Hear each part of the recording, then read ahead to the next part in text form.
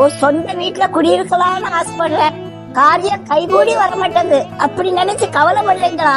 வீடு கட்டுறது நம்ம திறமை இல்லைங்க, அது பரலோகத்துல இருந்து உத்தரவு. பரலோகத்துதான் சித்தம் இல்லாம யாரும் வீடு கட்ட முடியாதுங்க. ஒரு சந்தோஷமான செய்தி ஒண்ணு சொல்றேன். பரலோகத்துதான் உங்களுக்கு காரியம் கைகூடி வர பண்ணிட்டு போறாருங்க. இத விசுவாசிங்கன்னா இந்த வருஷமே நீங்க சொந்த வீட்டுல குடியிருப்பீங்க. அவசரப்பட்டு கடனை வாங்கி வீடை கட்டாதீங்க.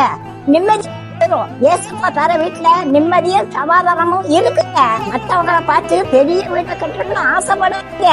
ஏசப்பா உங்களை எவ்வளவு பெரிய வீடு கட்ட சொல்றாங்களோ அதே மாதிரி கட்டுங்க. வீட்டுக்குள்ள ஒரு ஜெப அறை வச்சு கட்டுவோம்னு பண்ணுங்க. அந்த ஜெப அறையில தினமும் நான் ஜெபிப்பேன்னு தீர்மானம் பண்ணுங்க. இந்த முடிவுல நீங்க உறுதியா இருந்தால் நிச்சயமா ஏசப்பா உங்களுக்கு சொந்த வீடு தருவார்.